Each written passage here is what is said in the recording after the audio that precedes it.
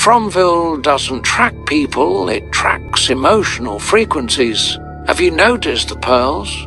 From Dolores' buried earrings in 1978 to Abby's necklace in 2019. These aren't just jewelry, they are tuning forks. Dirt in Fromville can absorb blood, but it can't erase information. Abby didn't go mad because of a curse. She became a high-gain receiver for a 500-year-old signal. Today we decode the emotional oscillation of the town and why every spike of hope, like a wedding or a radio tower, triggers a violent systemic correction. Fromville feels less like a haunted town and more like an emotional ecosystem where everything is connected by the rhythm of resonance. While we often focus on the monsters lurking at the edges, the true essence of the place is woven from information and emotional frequencies.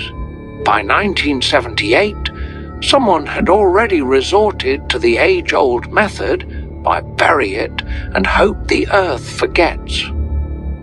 Dolores' pearl earrings were tucked away in a suitcase and buried deep, as if the soil could dissolve memories. Dirt can absorb blood, rust iron, and consume bones, but it doesn't erase information. Whatever emotions those pearls held, grief, fear, remnants of something unfinished, didn't vanish. They lingered. Fast forward decades later, and Abby wore a different strand of pearls, a family heirloom. Simple, elegant, and seemingly harmless. These pearl artifacts, from Dolores' buried earrings in 1978 to Abby's necklace in 2019, act like tuning forks. They aren't the source of a curse. Instead, they serve as emotional amplifiers. When Abby donned her pearls, she was already feeling frayed, transforming herself into a high-gain receiver for the town's oldest, most stagnant signals. The pearls didn't drive her to madness, it simply amplified her inner turmoil until it overshadowed her reality. Something within her began to resonate, not in a dramatic, theatrical way, but like a gentle hum.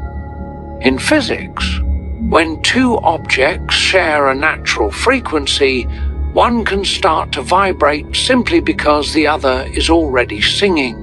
Strike a tuning fork in one corner of a room, and another across the space will hum in response.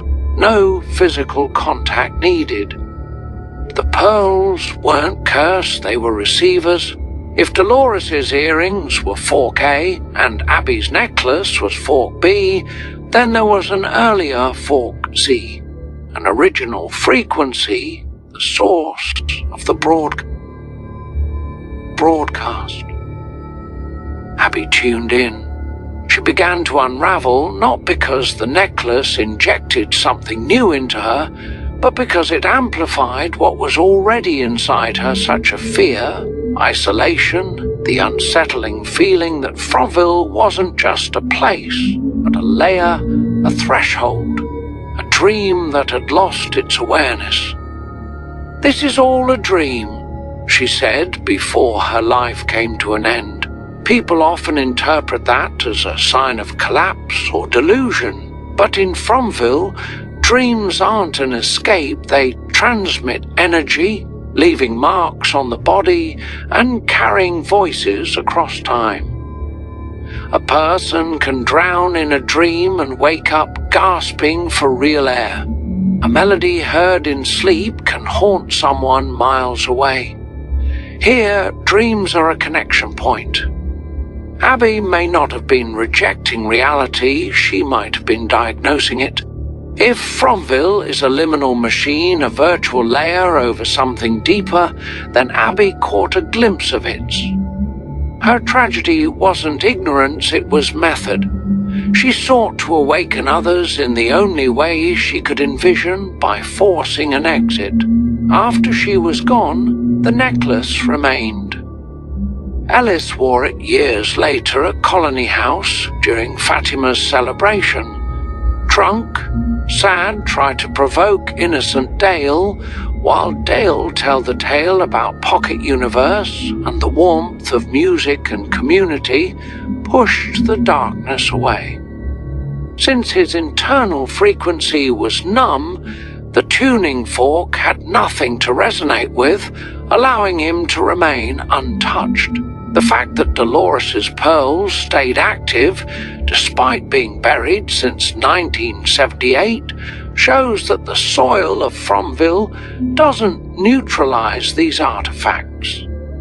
Physical burial doesn't impact an informational signal. The pearls act as nodes in a network that transcends physical depth, preserving the trauma they've witnessed.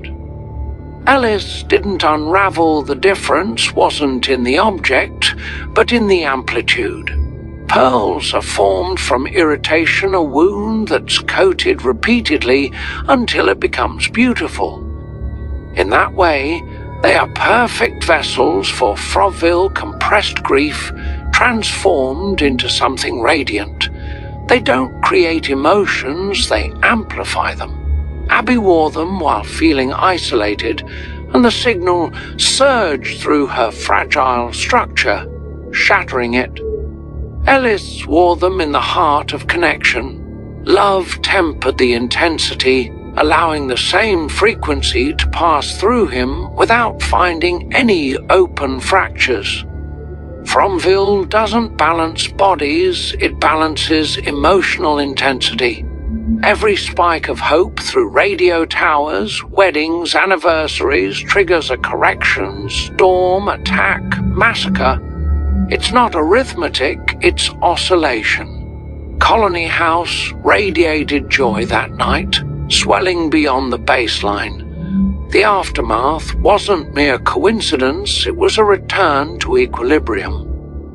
The town operates on a harsh symmetry of emotional amplitude. It doesn't track how many people are present, it tracks the intensity of hope. Even a simple gesture like Tian Chen patting Kenny's head mirrored the irony of her own death from a wound to the back of her head. This isn't a conscious entity punishing love, it's a mechanical stabilization of a closed loop. High-voltage hope creates a surge that the current framework can't manage, resulting in structural discharges, often manifesting as blood. Fromville maintains its balance by preventing anyone from reaching escape velocity through collective optimism. Artifacts in this place don't just sit idle, they hold imprints. Not souls in a theological sense, but emotional remnants that never completed their journey.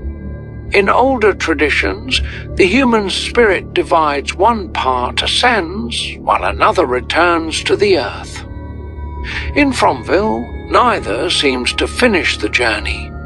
Something remains suspended, something clings, turning objects into archives. Every jacket, every toy, every piece of jewelry becomes a storage device for the residents who came before.